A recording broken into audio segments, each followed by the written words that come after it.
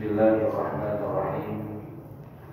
Alhamdulillahirabbil alamin. Assalatu wassalamu ala asyrafil mursalin sayyidina wa habibina wa syafi'ina wa maulana Muhammadin wa ala alihi wa sahbihi ajma'in. Subhanaka la ilma lana illa ma 'allamtana innaka antal alimul hakim. La haula wa la quwwata illa billahil aliyyil azim. Amma ba'du. Para bapak-bapak, ibu-ibu, mari sama-sama kita baca doa ikuti setelah saya. Bismillahirrahmanirrahim. Rabbi auzi'ni an ashkura ni'mataka allati an'amta alayya wa ala walidayya wa an a'mala salihan tardahu wa adkhilni bi rahmatika fi ibadika salihin.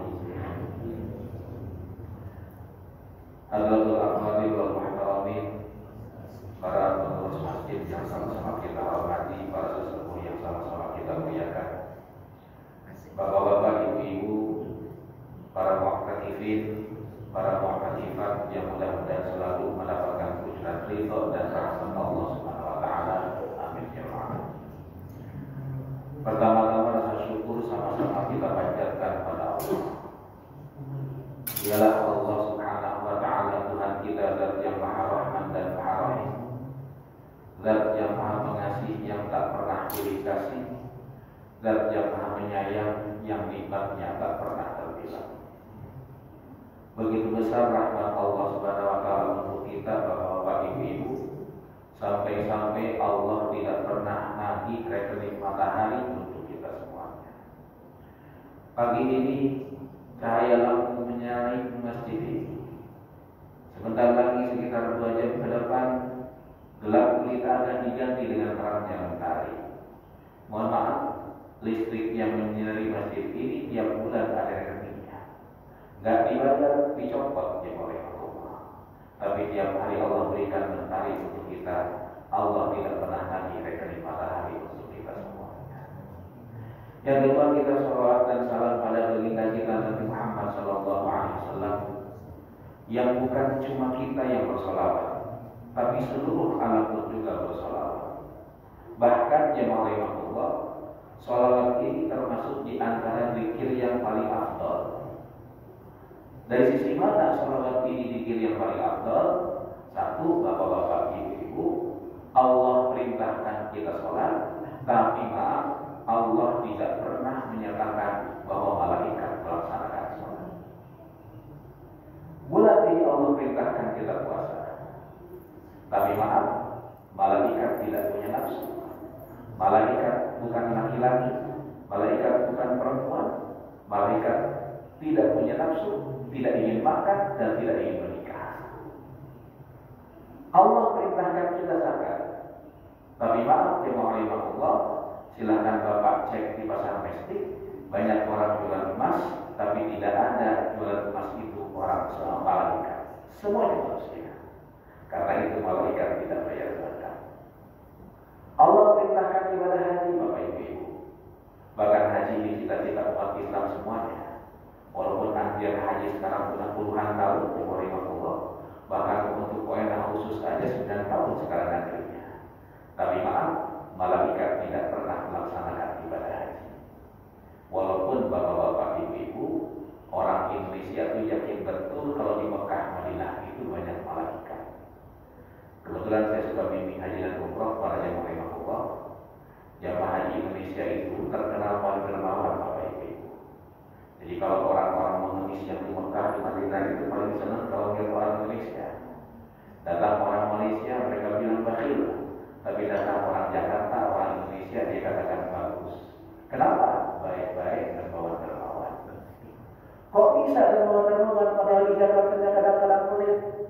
Ternyata orang tua kita dulu suka mendoktrinkan.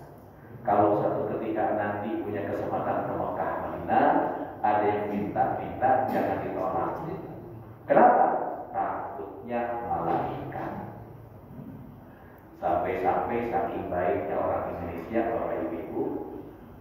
Satu ketika ada jamaah yang keluar masjid musim haji desek-desekan. Dompet yang dia simpan di kantong belakang hilang. Pulanglah ke hotel, begitu sampai di lobi ketemu Ustaz. Ustaz, ya Pak, ada apa? Dia bilang ke Ustaz, alhamdulillah dompet saya diambil malaikat, kata dia. Ustaznya gitu sambil nanya, Bapak, yang namanya malaikat itu diajarkan semenjak kecil ada 10. Ada Jibril, Mikail, Israfil, terus sampai terakhir Malik Ridwan. Mohon maaf Bapak, saya pengen tahu di antara 10 malaikat ini mana sih malaikat yang tugasnya nyopet? Tapi mohon maaf ya Bapak Ibu, sebelum Allah perintahkan orang-orang beriman bersolawat, Allah nyatakan dulu, innallaha, sesungguhnya Allah, wa malaikatahu, dan malaikatnya Allah, yusalluna 'alan nabi, itu bersalawat pada Rasulullah sallallahu alaihi wasallam. Baru setelah Allah menyatakan bahwa malaikat dan dirinya bersalawat, Allah perintahkan orang yang beriman, ya ayyuhalladzina amanu sallu 'alaihi wa sallimu taslima. Hai orang-orang yang beriman, salawatlah dan salamlah kalian pada Rasulullah sallallahu alaihi wasallam. Allahumma shalli ala sayyidina Muhammad wa ala ali sayyidina Muhammad. Mau pakai sayyidina boleh, enggak juga, enggak masalah. Yang penting jangan ribut berebut sayyidina. Karena kadang-kadang di Jabodetabek ini Pak, banyak orang ribut cuma gara-gara berebut sayyidina. Bahkan pernah pas mau masuk di sebuah masjid, pintunya dikunci, dijagain, nggak boleh sholat di dalam. Nanyalah Pak tukang masjid yang mangkal, apa? Kenapa ini masjid ditutup, dijagain, nggak boleh masuk, kita sholat di dalam? Kenapa sih Pak? Dijawab sama tukang ojek, haji sengaja ditutup karena tadi di masjid ada yang berantem. Siapa yang berantem? Itu Pak Haji, kelompok yang sholawatnya Allahumma sholli ala sayyidina Muhammad, ribut berantem sama kelompok yang sholawatnya Allahumma sholli ala Muhammad. Pak Haji, tadi mereka berantem berebut sayyidina. Serem melihatnya Pak Haji. Untung Pak Haji, saya mah gak pernah sholat, kata dia. Nah, para jemaah Allah, dalilnya bisa jadi sama, tapi sudut pandang yang berbeda akan memunculkan konsekuensi hukum yang berbeda pula. Bapak-bapak, ibu-ibu, mohon maaf, kalau kita belajar hukum Islam atau fikih, kita akan temukan kira-kira kalau tidur membatalkan wudu apa enggak? Tidur batal wudu enggak? Nah, para jamaah rahimahullah, hadisnya sama, tapi sudut pandang yang berbeda tentang hadis tersebut memunculkan konsekuensi hukum yang berbeda. Hadisnya satu, kan ashabun Nabi sallallahu alaihi wasallam, sahabat-sahabat Nabi itu para jamaah rahimahullah, yang tabiruna isya, mereka nunggu salat isya berjamaah dengan Rasulullah sallallahu alaihi wasallam. Karena Nabi, bapak-bapak, ibu-ibu biasanya suka mengakhirkan waktu isya agak maluman. Kenapa kok harus diakhirkan? Karena dulu belum ada jam tangan. Makanya jamaah rahimahullah diakhirkan agar betul-betul malam. Nah, para sahabat ini nunggu sholat berjamaah dengan Nabi, nunggunya di mana? Di Masjid Nabawi. Masjid Lama, Masjid Nabawi. Masjid Lama, Masjid Nabawi itu yang sedang runtuh. Ma baina baiti wa mimbari rawdatun min riyadil jannah. Antara rumahku dan mimbarku itu bagaikan taman di antara taman surga. Bapak-bapak, sekarang mimbar Nabi bagus. Dulu awal kali Rasulullah SAW membangun Masjid Nabawi, mimbarnya itu sangat sederhana. Di Madinah tidak ada kayu sengon, di Madinah tidak ada kayu jati, di Madinah tidak ada kayu kulit, kayu Kalimantan.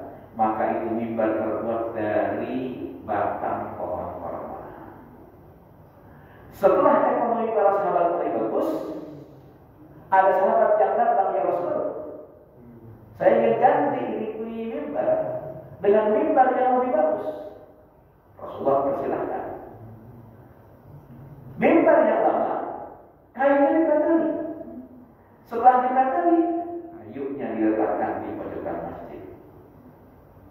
Satu malam Rasulullah SAW keluar dari Masjid Nabawi di Rahimahullah.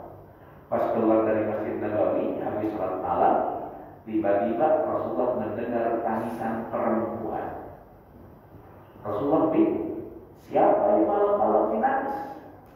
Nengok ke kanan tidak ada orang, nengok ke kiri tidak ada orang, nengok ke belakang tidak ada orang.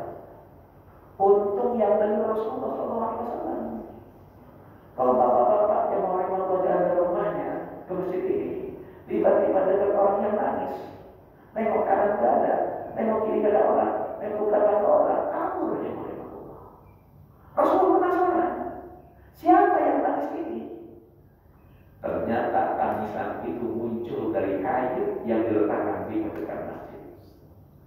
Nabi datangin kayu tersebut, lalu ditanya, "Mayuki kayu, engkau kenapa menangis?" Dijawab oleh kayu, "Ya Rasul, dulu ketika aku masih jadi mimbar, engkau khutbah, kau pegang pada aku. Engkau capek, engkau sering bersandar pada diriku. Sekarang aku tidak berguna untuk engkau, tertonggok di pojokan masjid. Apalah jadinya hidupku kalau aku tidak bermanfaat untuk engkau, wahai Rasulullah SAW." Rasulullah senyum, lalu berkata pada kayu tersebut, "Ihdai, ihdai, ihdai." Tenang, tenang, tenang. Rasulullah ambil kayu tersebut, faja'alaha ala saqfi baiti Rasulillah SAW. Kayu tersebut dijadikan plafon rumah Rasulullah SAW. Kalau bapak-bapak, ibu-ibu suka membaca sholawat, kisah ini, hadis ini juga dikisahkan dalam sebuah syair. Wa atakal udu yabki wa tadallal baina yadayhi wastajara ya habibi indaka dhaqiyun nufuri. Allah ya Nabi, salam alaika, ya Rasul, salam alaika, ya Habib, salam alaika, salawatullah alaika. Ayo, ternyata ingin ngerti pada Rasulullah SAW. Nah, Bapak Ibu, sahabat ini duduk di tempat Raudhah ini nunggu Rasulullah keluar dari kamarnya. Dan ternyata duduk di masjid beda, Bapak Ibu dengan duduk di depan TV. Nonton bola jam 2 malam nonton. Tapi duduk di masjid jam 5 cepat banget amanah tutup. Ya. Sama para sahabat pun juga hanya bergantungan. Begitu Rasulullah SAW keluar, sahabat yang tadi terkantuk-kantuk bangun, langsung ikut sholat bersama Rasulullah. Walam yatawaddau, dan mereka tidak wudu lagi. Hadisnya sama. Imam Maliki melihat hadis ini mengatakan, sahabat itu langsung sholat tanpa wudu lagi pada habis tidur karena tidurnya gak pules. Makanya kata Imam Maliki, kalau tidur pules batal. Kalau gak pules enggak batal. Masalahnya bedain pules sama gak pules gimana?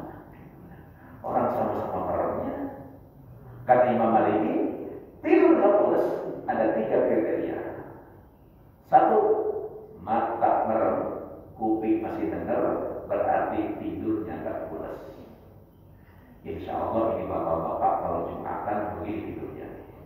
Kan mohon maaf Bu, itu bapak-bapak kalau Jumatan begitu khotib naik mimbar, rata-rata bapak-bapak itu baca doa. Doanya apa? Bismika Allahumma ahya wa bismika pulas. Apalagi masjidnya ber-AC kayak begini.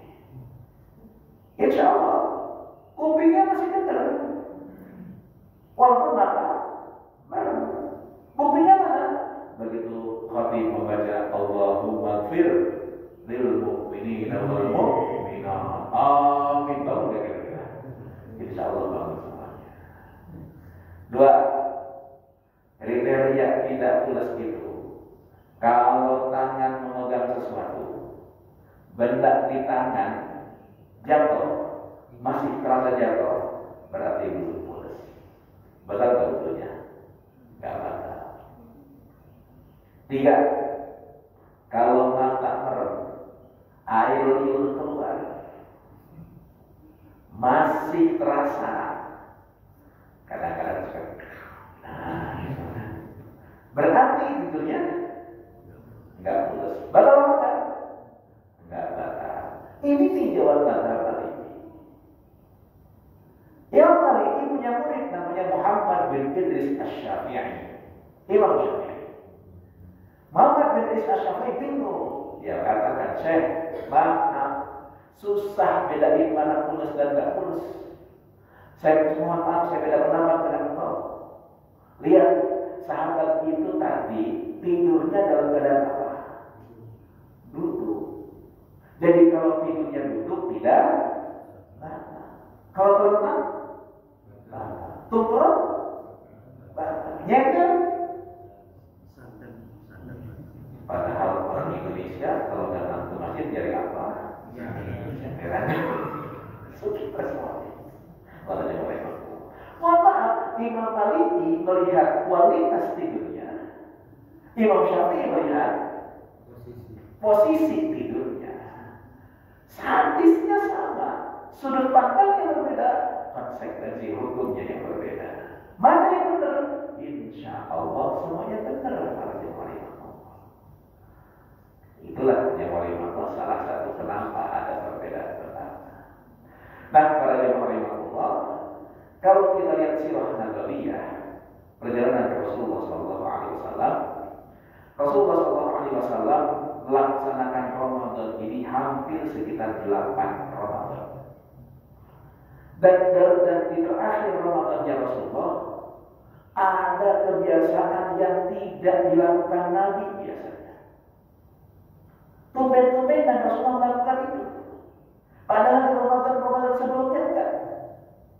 Satu, bapak-bapak, mohon maaf, i'tikaf Nabi itu biasanya 10 hari. Tapi di Ramadan terakhir Rasulullah SAW, i'tikafnya Rasulullah itu sampai 20 hari. Dua, biasanya malaikat Jibril datang bertadarus dengan Rasulullah di bulan Ramadan 1 kali. Jadi para jamaah rahimahullah, mohon maaf, ayat yang setahun ini turun, Jibril datang kepada Rasulullah, Rasulullah sorogan. Sorogan itu apa sih? Kalau ngaji pesantren itu ada 2 macam. Ada bandungan, ada sorogan. Kalau bandungan pakai begini di bandungan. Kalau sorogan itu si murid datang ke kiainya bawa kitab ngaji depan gurunya. Setor. Nah, yang Allah, Rasulullah setor kepada malaikat Jibril, langsung malaikat Jibril mengatakan, Muhammad, dok hadil ayat, fi hadis surah, ba'da hadil ayat. Letakkan ayat yang tadi kamu baca itu di surat ini setelah ayat ini. Makanya tersusunlah Al-Quran seperti sekarang.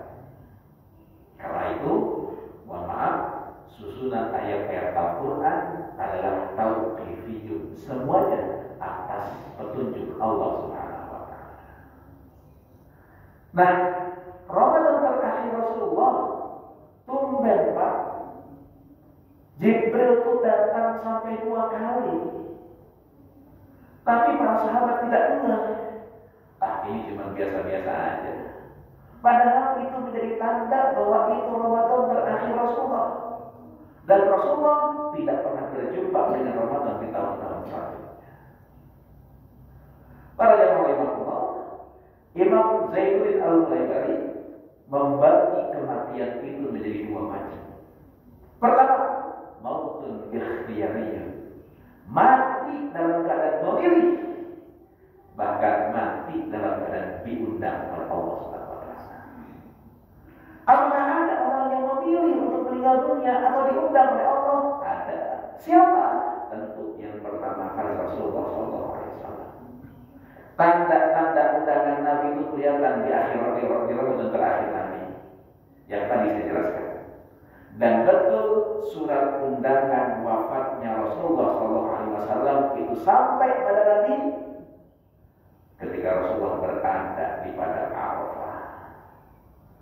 Rasulullah khutbah, di akhir khutbah Nabi Rasulullah SAW yang rahimahullah panjang khutbahnya, dan khutbah Nabi itu diawali dengan kalimat Isma'u qawli, dengarkan perkataanku, kata Rasulullah. La'alli la alqakum ba'da 'ami hadza fi hadzal mawqif. Tahun yang akan datang bisa jadi kita tidak akan pernah berjumpa lagi di tempat ini. Ini kalimat terakhir Nabi saja. Lalu Rasulullah SAW mengangkat isu persamaan hak. Kata Nabi, kullukum min Adam wa kullukum min turab. Semua engkau dari manusia dan manusia dari tanah. La fadla li arabiyyin ala ajamiyyin wa la aswada wa la ahmara illa bil taqwa. Gak ada perbedaan kulit, gak ada perbedaan suku bangsa, semuanya sama di hadapan Allah kecuali dengan ketakwaan. Mohon maaf yang rahimahullah, modernnya Rasulullah. Kalau kita lihat barat itu lebih modern, maaf, tahun 80-an di Amerika masih mengenal perbedaan kulit hitam dan putih. Saya masih teringat tahun 80-an ada seorang penyanyi yang buta matanya. Dia tidak tahu bahwa kulitnya hitam, tapi merasakan ada perbedaan perlakuan terhadap dia. Akhirnya dia tulis sebuah lagu yang cukup terkenal. Judulnya Ebony and Ivory, live together in perfect harmony, side by side on my piano, keyboard, oh Lord, why don't we? Penyanyinya namanya Stevie Wonder. Bapak-bapak yang tahu lagu ini bisa tambah berapa buat saya? Nah, para jemaah Rasulullah angkat perbedaan ini. Dan di akhir khutbah Nabi, Jibril turun, bacakan satu ayat, al-yawma akmaltu lakum dinakum wa atmamtu alaikum ni'mati wa raditu lakumul Islam madina. Allah sempurnakan agama ini, nikmat disempurnakan. Selesai mengucapkan ayat tersebut, Abu Bakar Siddiq yang berada di barisan depan langsung berkata pada Rasulullah, mohon maaf, Abu Bakar Siddiq Umar bin Khattab yang nanti Umar ketika wafat dimakamkan di kaki Rasulullah SAW, itu langsung berkata, ya Rasulullah, wa ma ba'dal ikmal illa nuqsan. Kalau sudah klimaks, berarti ada arti klimaksnya. Nabi tidak tetapi selesai di Idul Adha, jamaah kemudian tinggal di Mina ketika hajian. Saat Rasulullah tinggal di Mina, turun surat terakhir pada Rasulullah SAW. Apa surat terakhir yang secara utuh turun? Jibril datang. Jadi kalau kita belajar ulumul Quran, ada tanda-tanda Jibril itu turun pada Rasulullah. Satu, Pak, kalau Nabi kupingnya terasa penuh, itu tanda malaikat Jibril akan turun. Kalau kita lihat asbabun nuzul turunnya surat Al-Mudaththir, Rasulullah sedang jalan di kota Mekah, tiba-tiba kuping Nabi penuh sekarang ini. Saking pamannya Rasulullah SAW minta diselimuti. Tapi begitu lihat ke langit, ternyata malaikat Jibril ada di atas. Kita pun juga kadang-kadang kuping pengen. Tapi kadang-kadang kalau kuping pengen apa-apa isyaratnya. Ada yang ngomongin katanya itu. Dari mana bisa tahu bahwa itu ada yang ngomongin yang oleh Rasulullah? Dua, tanda Jibril turun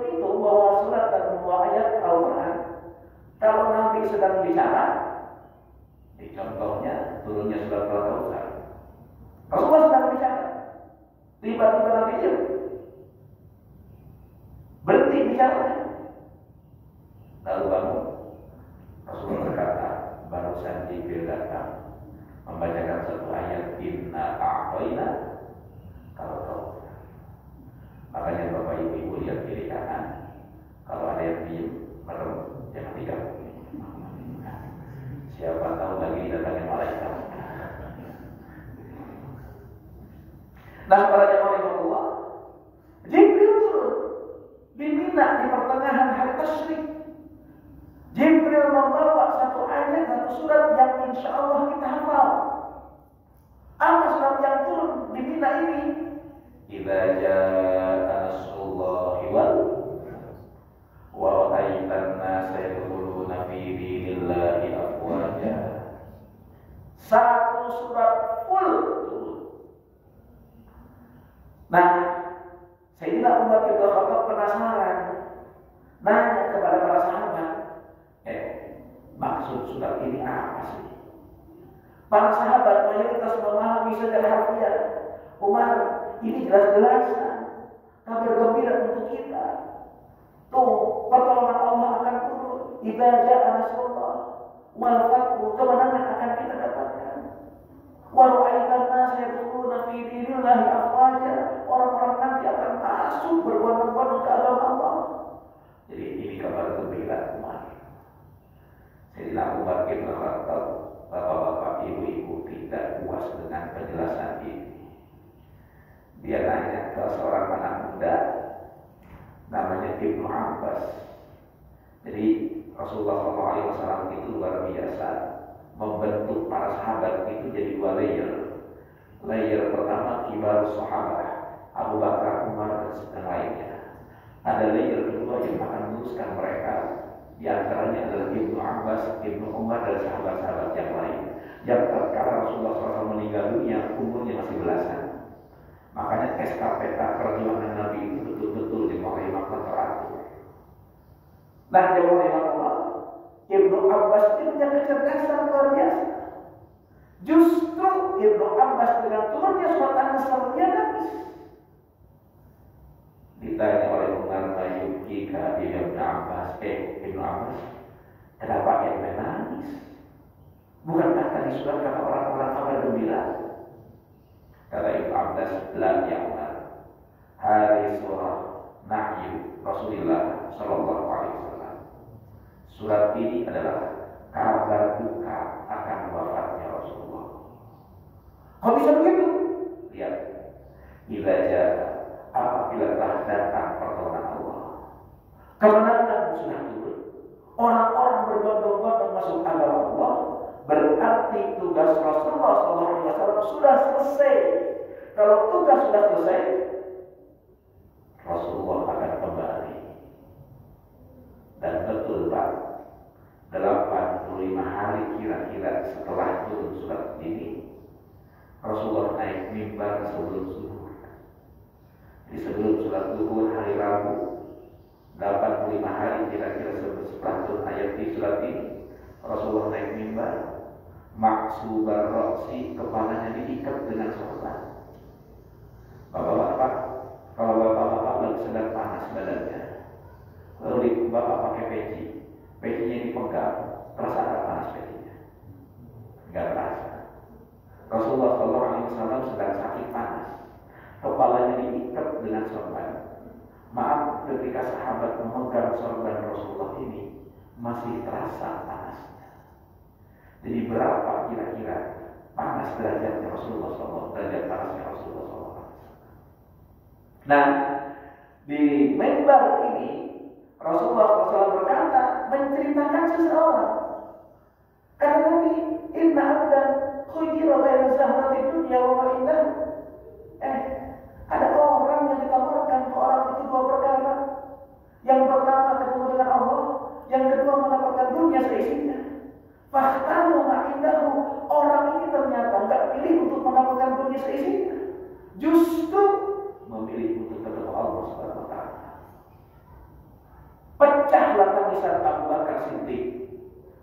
Lalu dia berkata, "Tidak bi abaina wa ummahatina ya Rasulullah."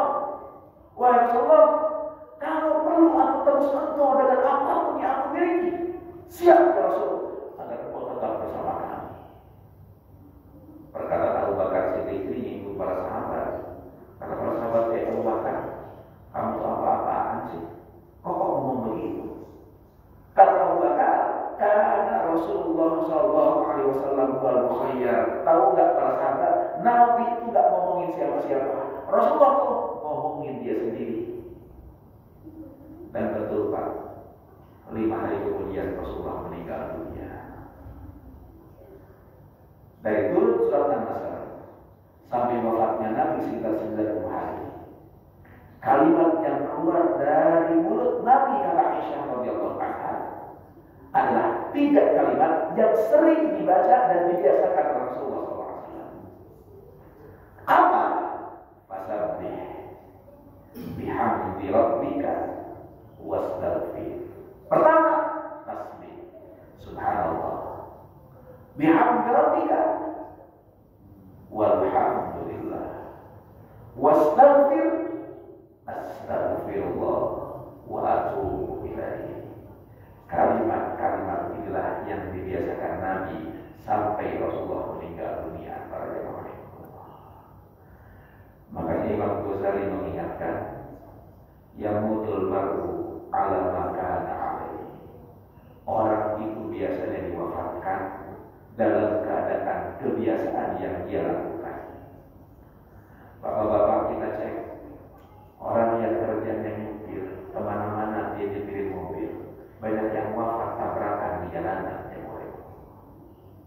Orang yang kerjanya pilot, banyak yang meninggal dunia pesawatnya jatuh. Orang yang kerjanya nelayan, banyak yang mati di lautan. Di Pamulang dekat rumah saya, ada orang yang mati kecebur di Setu. Kenapa? Karena kesenangannya mancing. Kepleset, kecebur di empang, dia namanya jatuh, mati.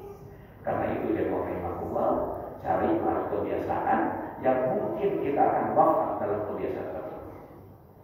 Saya teringat bahwa saya ibu dulu tahun 2002-an, 2003-an, kalau saya umroh tidak seramai sekarang.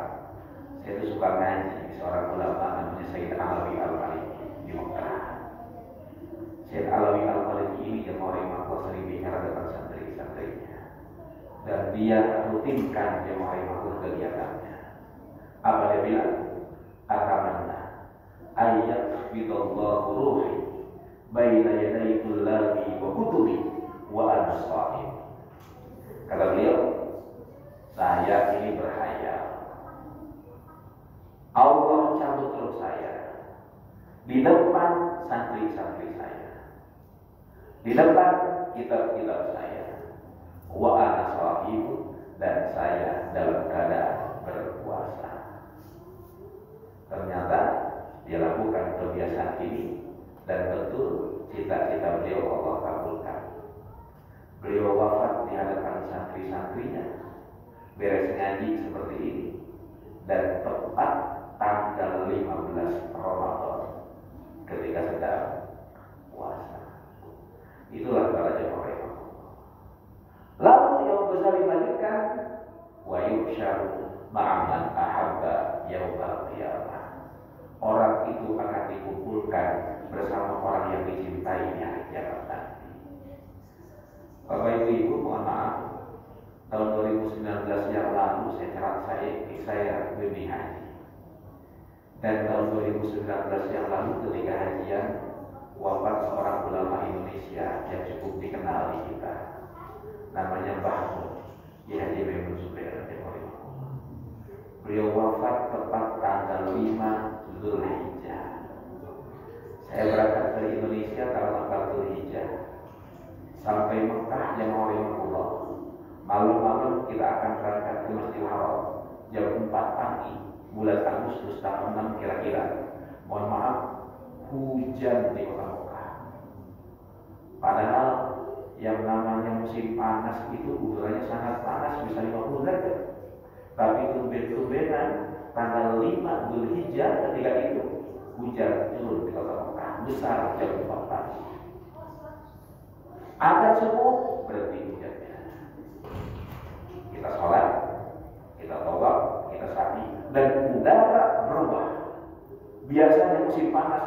derajat, 42 derajat, 48 derajat, 55. Ini tumpen tanggal 5 Zulhijjah tahun 2019. Itu udara berubah turun dari 33 derajat. Sejuk sepanjang hari. Begitu pulang ke hotel, lihat handphone, ternyata di handphone sudah viral bahwa Bahmun meninggal dunia. Saya yang rahimahullah ketika itu hanya berpikir, ya Allah, apakah ini yang disebut oleh para ulama mautul alim, mautul alam? Kalau orang alim meninggal dunia, alam pun seakan-akan ikut bersedih. Kenapa sih alam seakan-akan ikut bersedih? Karena orang alim satu meninggal dunia, 10 tahun belum tergantikan. Insinyur mati, ribuan orang akan jadi insinyur. Artis mati, detik ini pun juga ada gantinya. Tapi orang alim meninggal dunia, 10 tahun belum tentu ada gantinya. Saya telusuri, beliau ternyata dimakamkan di Mekah, jadi orang Indonesia. Dan memang Bapak Ibu, jamaah haji Indonesia ini kalau meninggal di Mekah tidak ada yang dibawa ke Indonesia. Semuanya dimakamkan di Mekah. Hanya satu orang yang meninggal di Mekah, jasadnya dibawa ke Indonesia. Siapa itu? Bung Tomo. Di Bung Tomo itu Bapak Ibu meninggal dunia sedang wukuf di Padang Arafah.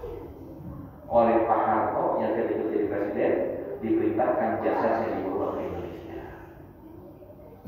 Jamaah Indonesia justru banyak yang cita-cita meninggal di Mekah atau Madinah.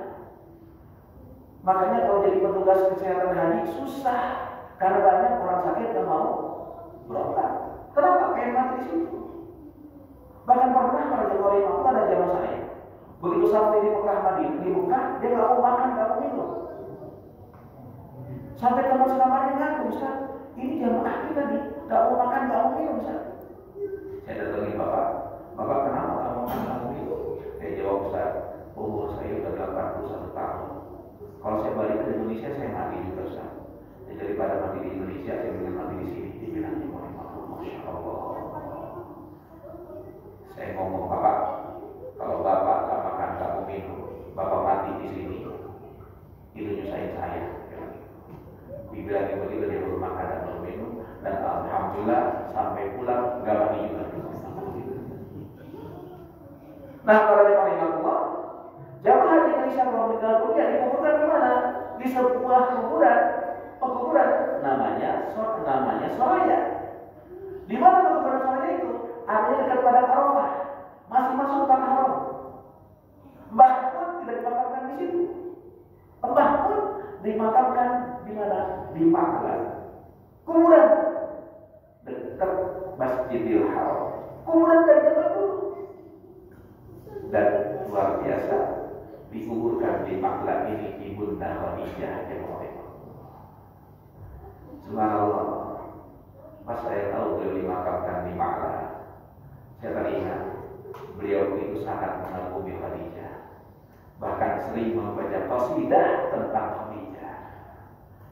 Sa'duna fid dunya, fawzuna fil ukhra, bi Khadijatal kubra, wa Fatimah Zahra, bi Khadijatal kubra, wa Fatimah Zahra. Saking kagumnya, saking cintanya pada Khadijah, dengan perjuangannya, dia sering berqasidah. Berqasidah itu yang paling pada syair-syair tentang Khadijah. Beliau wafat ternyata kuburannya didekatkan dengan Khadijah. Wa yuhsyaru ma'aman ahabba yawmal qiyamah. Jangankan di hari kiamat nanti kuburannya saja ternyata didekatkan dengan Khadijah. Saya berpikir orang yang cinta pada orang-orang soleh pastinya wafat nanti akan dikumpulkan dengan mereka. Orang yang cinta dengan Rasulullah insya Allah kumpul dengan Rasulullah SAW. Orang yang cinta dengan pemain bola, senang bola, insya Allah bangkit nanti pakai kaos Persib di Nah, inilah yang Allah Subhanahu wa Ta'ala untuk kita semuanya. Ada wafat undangan, ada wafat pilihan, ada wafat juga paksaan. Nabi diundang. Apakah orang selain model kayak kita ada diundang? Ada. Siapa? Allah Nabi SAW. Tapi bapak-bapak, ibu-ibu, ya, saya punya kiai. Ketika beliau meninggal dunia, ketika saya mondok di Cirebon, beliau tuh ngomong pagi-pagi ke santri habis ngaji. Santri, ini kursi keluarin, karpet gelap. Kenapa sih ada acara apa? Gak apa-apa. Nanti habis zuhur banyak orang datang kemari. Kita bingung. Kenapa ada acara apa? Betul Pak. Sebelum zuhur dia butuh kepreset di kamar mandi, meninggal dunia. Pada zuhur banyak orang di rumahnya. Masya Allah, tabarakallah. Itulah Pak. Ternyata wafat merupakan sebuah kepastian. Tapi cara meninggal dunia insya Allah bisa jadi merupakan sebuah pilihan. Semoga Allah bimbing kita semuanya, Allah mengumpulkan kita dalam barisan Rasulullah, dan Allah wafatkan kita dalam keadaan husnul khatimah. Baik, silakan mungkin kalau ada yang disampaikan, ayo silakan. Sebelum kita baca doa.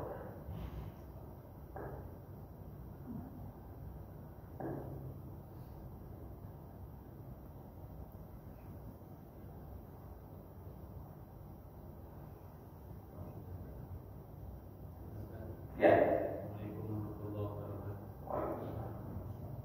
Bagaimana cara menyikapi takdir? Karena kadang ada orang yang berbuat dosa, tetapi beralasan ini sudah takdir Allah. Ya. Terima kasih banyak. Bismillahirrahmanirrahim. Subhanaka la ilma lana illa ma 'allamtana innaka antal alimul hakim. Kalau kita lihat dalam surat Al-Anfal, ketika terjadi perang Badar, dan perang Badar yang terjadi hari ini tanggal 17 Ramadan, ya, jadi orang-orang kita ini, orang-orang Rasulullah SAW melempar batu ke orang-orang kafir langsung mati.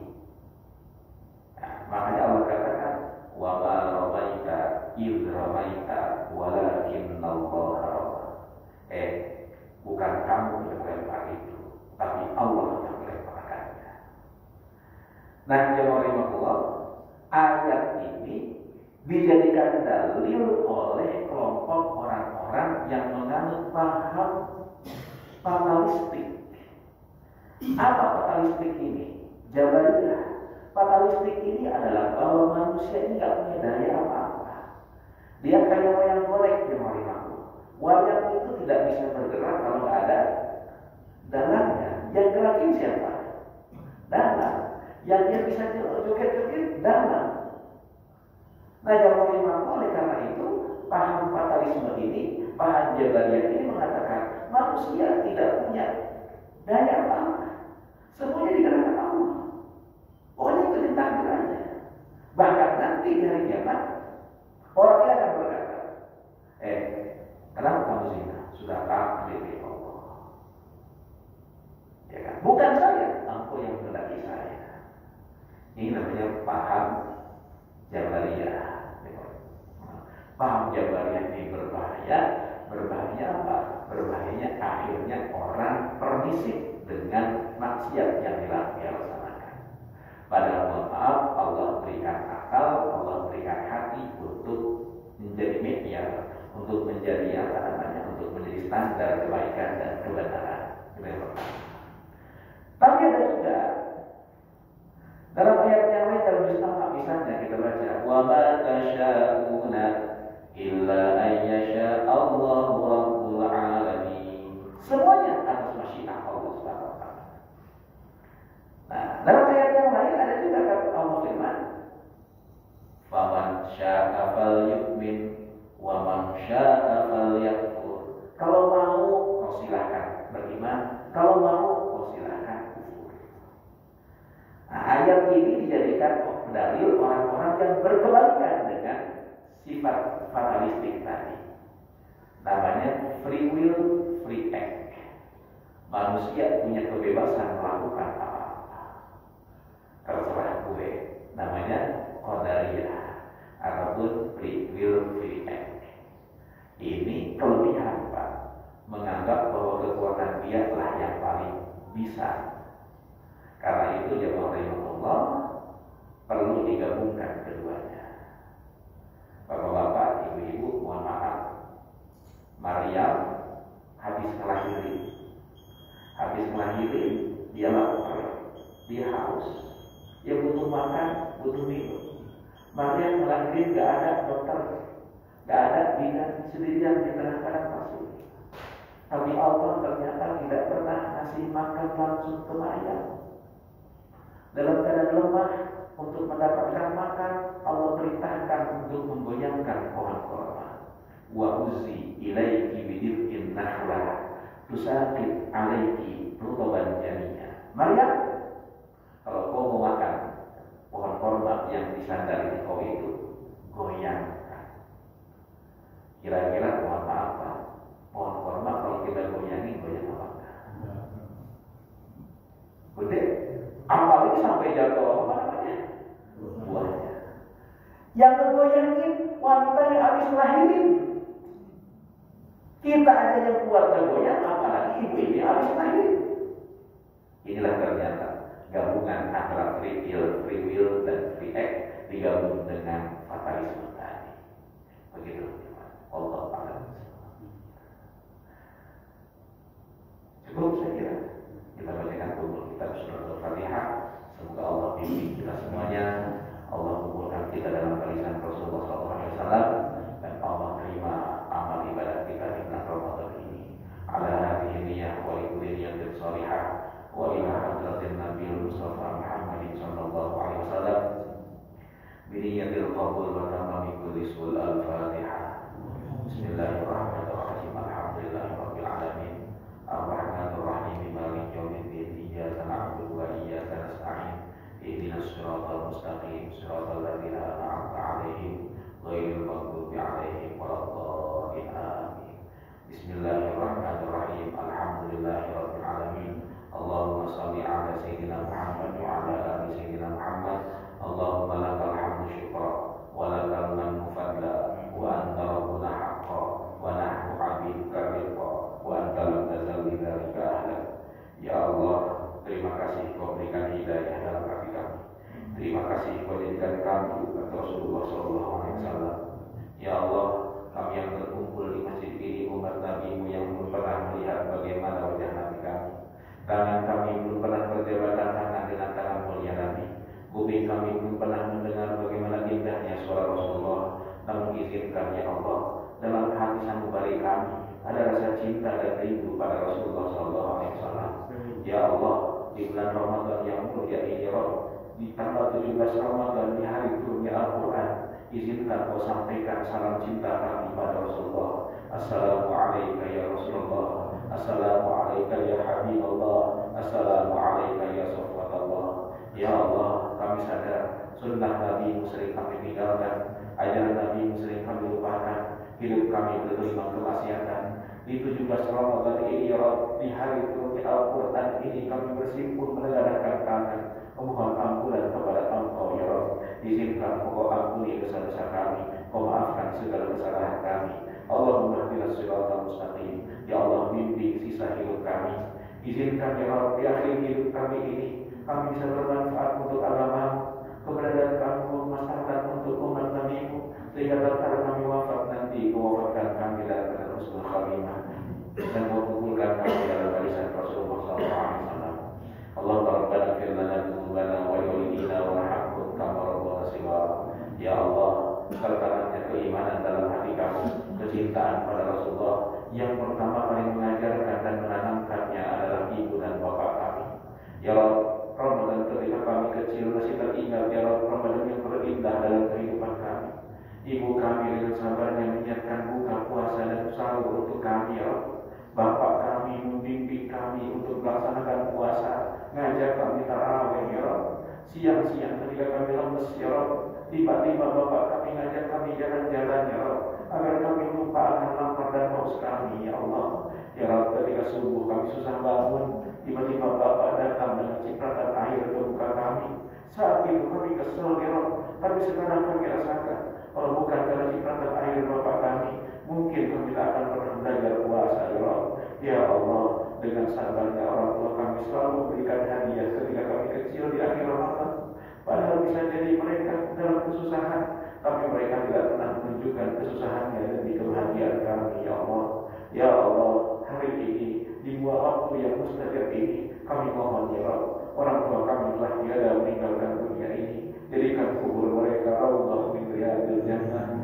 Orang tua kami yang masih ada, mereka sudah tua dan kadang-kadang sakit-sakitan, kami mohon padamu ya Allah, jadikan sakit mereka sebagai kafarat akan dosa-dosa mereka.